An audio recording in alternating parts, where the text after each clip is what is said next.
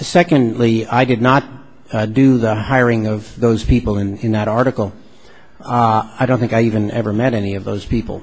My role in hiring was very limited because of the amount of time I had to get ready to leave, which was very short. I hired my personal staff, a couple of senior deputies to me, and a couple of senior advisors. The hiring to answer... Interrupting you, sure. But I'd like to, do you know who did hire these people? Yes, I was coming to that. Okay. You asked where the hiring was done in an office in the Pentagon, and I think if the committee has questions about those procedures, that's the appropriate place to ask those questions. Do you know specifically which office and who was responsible Well, for that? the name of the man I think was in charge of the office, I'm not sure what his title was a man named O'Byrne.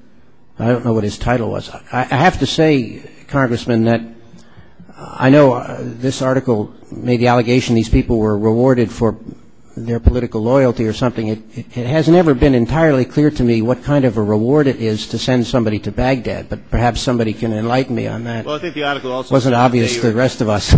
Well, I think some of the article mentioned that they were paid up to or more than $100,000, which by most accounts for somebody just out of school is not a bad reward. But you also had an interview with Frontline in which you stated, I might see a biography or one of my staff might and would say yes or no. But we really didn't have, frankly, very much time to vet all the people coming there. You said you never looked at these particular people. Did any of your staff have responsibility for looking at these people in the budget office?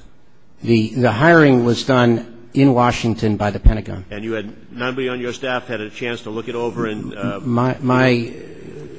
not in Baghdad. Not that to my memory, I don't think anybody in Baghdad had time to look at those resumes, sir. So you mentioned the two goals that you had, primary goals. One, of course, was security, and the other one was the Reconstruction and the putting the Iraqi people back to work in their economy.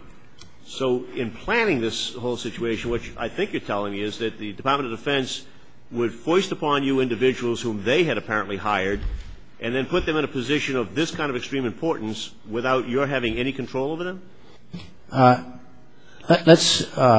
I've attached to my statement today the list of the top 100 or so people in the CPA. But these are apparently people that you thought were vitally important. The idea of spending this money for reconstruction and economic improvement there would be, by your own admission, the second highest priority you had set. So my question really was, once these people were put in place, you say without your imprimatur at all, did you then have the ability to exercise any control or assignment responsibilities for them? Well, not the low-level people who are the subject of that particular article. What I was trying to say is that if you look at the attachment to my statement, where I have listed the qualifications of the top 100 or so people, they would be the people that I would normally interact with more than others. You will find a very competent, experienced group of people from many different countries who were, in my view, competent. I don't exclude the possibility that among the 3,000 people who worked for the CPA, there were people who were not competent. Thank you, Mr. Tierney. I want to inform you and the committee members of our efforts to try to get information. When these allegations of cronyism appeared in the paper, we contacted last September the Pentagon, the Department of Defense, and asked for a briefing by James O'Byrne, the political appointee at the Pentagon alleged to have screened the applicants. And we got no response to that. Then when the election took place in January, Mr. Davis and I joined together in a request for a briefing and a meeting with Mr. O'Byrne. And we were told, well, the reason they didn't answer our first request is that they have a policy of not giving information to those who are in the minority in Congress. We informed them that we're now in the majority and this is a bipartisan request, and they indicated to us that they didn't know about it, they hadn't seen it, even though we mailed it, we faxed it, we emailed that request to them.